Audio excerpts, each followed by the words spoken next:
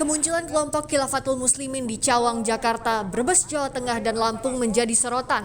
Kelompok ini konvoi sambil membawa poster soal khilafah dan membagi-bagikan selebaran kepada warga. Menteri Agama Yakut Khalil Qoumas mengingatkan bahwa kehadiran Khilafatul Muslimin yang bertentangan dengan UUD 1945 dan Pancasila jelas dilarang di Indonesia. Iya, intinya khilafah itu nggak boleh di Indonesia. Indonesia ini sudah sepakat bentuk negara-negara kesatuan Republik Indonesia. Tidak boleh lagi ada bentuk negara di luar itu.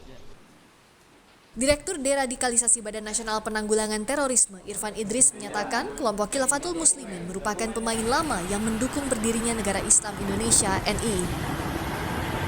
Ini adalah kelompok jaringan lama yang mendukung NII sejak Indonesia merdeka. Sudah ada kelompok radikal seperti ini yang ingin merubah negara bangsa menjadi negara agama, terus bermetamorfosis. Ya, ada NII, ada JI, ada MMI, kemudian terakhir ini ada JAD, bahkan mereka menggunakan istilah NKRI, yaitu Negara Khilafah Rasyida Islamiyah. NKRI juga. Ini kita harus waspada, olehnya itu melalui jalur pendidikan, jalur seni, dan semua komponen bangsa harus ikut menguatkan konsensus berbangsa yang kita sudah yakini, yang kita jadikan sebagai ideologi kita dalam berbangsa dan bernegara yang sesuai dengan semua agama yang diyakini secara konstitusional. Final, Pancasila sudah final buat kita orang Indonesia. Sementara itu, Direktur Jaringan Moderat Indonesia, Islah Bahrawi, menyatakan polisi harus segera menindak tegas kelompok Khilafatul Muslimin. Kalau sampai mereka ini kemudian melakukan defile, konvoi dan sebagainya, dan tujuannya ingin menggusur Pancasila dengan ideologi khilafah, karena bagaimanapun Pancasila adalah filosofi dan dasar negara, menurut saya sudah bisa ditindak secara hukum, meskipun bukan dengan undang-undang teror. Jelas ini bukan ranah Densus 88 misalnya, tapi ini betul-betul ranah kepolisian untuk melakukan penindakan, karena ini adalah bagian dari tindak pidana umum seperti tindak pidana makar misalnya. Konsep khilafah dan radikalisme merupakan hal yang mengkhawatirkan. Karena itu negara perlu memelihara kewaspadaan agar aman dari segala ancaman perpecahan. Tim Liputan Kompas TV. Saudara, kemunculan kelompok Khilafatul Muslimin di Jakarta, Jawa Tengah, dan Lampung menjadi sorotan. Menteri Agama Yakut Khalil Qoumas menegaskan kehadiran Khilafatul Muslimin yang bertentangan dengan Undang-Undang Dasar 1945 dan juga Pancasila. Bagaimana penelusuran dari Badan Nasional Penanggulangan Terorisme (BNPT) terhadap kelompok Khilafatul Muslimin ini? Bagaimana pula pengawasan yang harus dilakukan terhadap kelompok-kelompok seperti ini? Kita tanyakan pada juru bicara BNPT Irfan Idris dan pengamat terorisme Ridwan Habib. Selamat malam Bapak-bapak, sehat selalu. Selamat malam Mas Aiman, Ya. Mas Ridwan. Assalamualaikum. Waalaikumsalam warahmatullahi wabarakatuh. Saya ingin ke Pak Irfan dulu. Bung Irfan, Siap. BNPT tentu mengetahui. Saya coba untuk mencari tahu terkait dengan gerakan Khilafatul Muslimin ini. Saya mendapatkan dokumen bahwa yang bersangkutan gerakan ini sejak tahun 1997. Benarkah demikian dan seperti apa kiprah mereka? Bukan hanya 1997 yang bersangkutan beraksi, bahkan dia salah seorang pendiri salah satu pesantren di Jawa Tengah dan bagian dari pendiri NII di wilayah Saya sebutkan pesantren itu pesantren Nuki, betul? Siap. Oke. Dan Di Lampung juga mendirikan negara Islam Indonesia dan kemudian belakangan tahun 97 melakukan aksi konvoi motor syiar khilafah yang tentu bertentangan dengan ideologi kita, pandangan hidup kita sebagai bangsa Indonesia, yaitu Pancasila, Undang-Undang Dasar, Bhinneka Tunggal Ika, dan konstitusi kita 1945. Ada dua, Mas Aiman, ada dua strategi yang kita harus tegas kembali, yaitu soft approach dan hard approach. Soft approach ini melakukan pembinaan, penyampaian MUI Brebes, MUI Lampung, Jakarta Timur, di Cawang sudah mengajak seluruh komponen bangsa, seluruh ormas untuk mewaspadai dan jangan ikut mendukung untuk berkonvoi. Ini kan sangat-sangat tidak tepat dengan negara kita, negara Republik Indonesia yang sudah final, sudah memiliki ideologi negara. Kemudian hard approach, ini bukan hanya di Polda Lampung mengingatkan konvoi-konvoi seperti ini, akan tetapi di Jakarta, Kemudian Bapak Kepala BNPT sejak pekan lalu sudah mengingatkan komponen stakeholder terkait untuk memantau dan mengawasi serta mengajak mereka yang tidak tahu. Jangan-jangan karena hanya mau santai-santai naik motor, tetapi itu pengaruh ideologisnya, pengaruh psikologisnya terhadap bangsa kita, terutama generasi milenial yang tidak tahu tentang sejarah Pancasila dan tidak lengkapnya sejarah khilafah, tidak cocoknya untuk negara Indonesia. Jangan-jangan mereka mulai terpengaruh karena mereka konvoi santai, katanya ibadah, ya. Tetapi ternyata itu sangat berbahaya bagi ideologi kita, bangsa Indonesia. Iya, saya ingin memperjelas kemudian apa yang BNPT lihat, kesalahan elementer atau kesalahan yang paling mendasar yang mereka lakukan, atau dugaan lah, karena memang masih belum proses hukum ya. Dalam segala aspek, paling tidak pendekatan historis. Ada 4 kasus bom yang di mana terlibat Khilafatul Muslimin ini. Pada tahun 1976, Gerakan Komando Jihad. 1978, Teror Ruangman. 1985, Pengeboman Candi Borobudur. 1989, serangan kasus Talang Sari di Lampung. Kurang apa lagi? Ya, dan semua Negara itu sudah kita diproses hukum. Saya mendapat informasi juga bahwa Abdul Qadir Hasan Baraja ya, ketuanya itu pernah dihukum, tadi Anda sebutkan misalnya Komando Jihad 3 tahun, lalu bom Borobudur 13 tahun. Apa yang kemudian membuat mereka hari ini, selain kemudian ya tentu khilafah yang kemudian juga harus diwaspadai bahwa itu merupakan pelanggaran hukum meskipun mereka membantah soal itu, apa yang harus diwaspadai terkait dengan gerakan ini, dan apakah kemudian ini bisa memunculkan sebuah tindakan pelanggaran hukum? Ya, mereka melihat fakta dan fenomena yang aktual. Di Garut, 59 anak siswa dibaiat menjadi NII, 400 orang di Sumatera Barat. Ini yang menjadikan mereka bangkit, bersemangat kembali, dan kita memperingati hari kelahirnya Pancasila 1 Juni. Itu menjadi tantangan tersendiri bagi bangkitnya kembali dan untuk tidak memberikan peluang dan napas sama sekali terhadap ideologi transnasional. Di sini bukan tempatnya.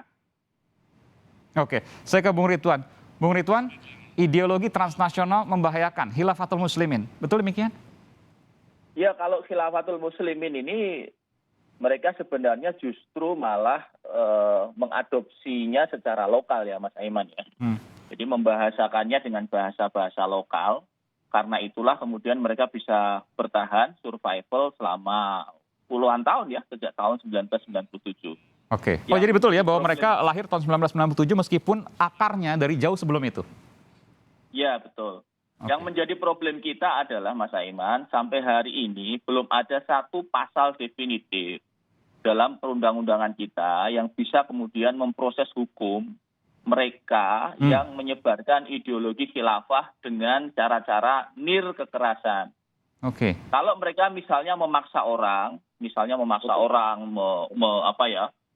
Mengikuti memasuki mereka dengan paksaan, mungkin bisa kita jerat dengan undang-undang yang ada, baik KUHP maupun dengan undang-undang teror bahkan.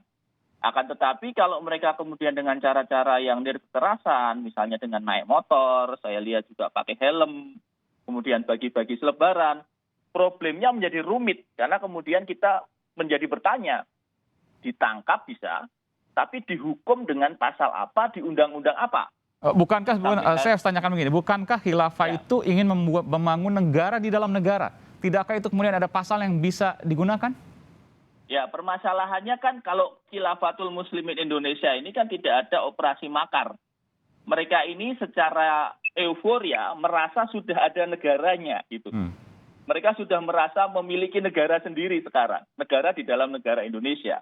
Dan mereka tidak melakukan serangan, tidak melakukan misalnya kemudian menyerang polisi misalnya, menyerang pemerintah Indonesia, tetapi mereka bahasa sederhananya mereka mirip-mirip Sunda Empire lah. Oke. Tapi Sunda Empire dengan narasi khilafah Islam gitu ya. Jadi kami sendiri para peneliti ini agak heran kenapa ramenya baru sekarang. Karena ini sudah ada sejak dulu, dan bagi teman-teman yang mendalami ini, mungkin Profesor Irfan juga tahu, mereka ini cuma dianggap, mohon maaf nih ya, orang yang halu gitu loh. Iya, tapi Sunda Empire kan pimpinannya juga sempat di proses hukum. Ya, setelah viral. Nah, ini juga nanti mungkin akan diproses setelah viral. Mungkin nanti dicarikanlah pasal apa gitu, makar atau apa. Nah, tapi kan nggak boleh begitu. Dalam bernegara harus ada tata pemerintahan yang sudah diatur dengan perundang-undangan yang baik gitu loh. Artinya jangan kemudian hanya menunggu viral di medsos baru diproses hukum. Kalau memang mereka ini bersalah di mata hukum, lakukan prosesnya tanpa harus menunggu viralitas dulu. Problemnya kan sekarang aparat keamanan, teman-teman kepolisian, ini kalau belum viral, belum trending topik, belum rame di TikTok, belum diulas oleh Mas Aiman di Kompas TV, mereka belum bergerak. Belum bergerak. Tapi begitu Mas Aiman tampil mengupas ini, wah mereka panik nih. Kapolda Lampung panik, polisi di Brebes panik.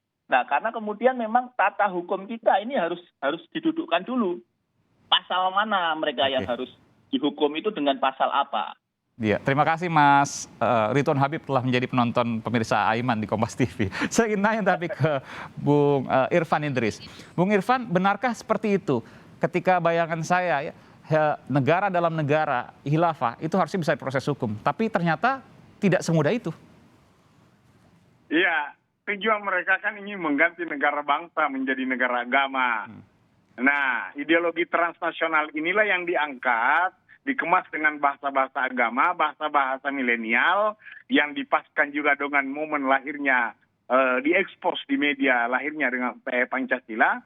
Di sisi lain, ini bisa memberi semangat bagi tokoh-tokoh bangsa, tokoh budaya, tokoh-tokoh lainnya untuk memberikan pembelajaran dan mengemas kembali racikan bahasa untuk bagaimana menginternalisasikan 4 konsensus berbangsa. Jadi tetap kita waspadai, ada soft approach, ada hard approach. Mungkin karena kita negara hukum tidak langsung ditindak seperti itu, tetapi mungkin didampingi, diajak, disampaikan. Tapi perangkat hukumnya sendiri ada nggak sih sebenarnya ketika orang ingin membangun negara dalam negara? Bagaimana Mas Aiman? Perangkat hukum sendiri ada nggak sih sesungguhnya orang ingin membangun negara dalam negara? Karena saya mendapat informasi bahwa mereka sudah memiliki misalnya perangkat-perangkat. Menteri misalnya, ya kalau Amir ya jelas ya, Amir untuk nasional, bahkan Amir internasional. Benar demikian?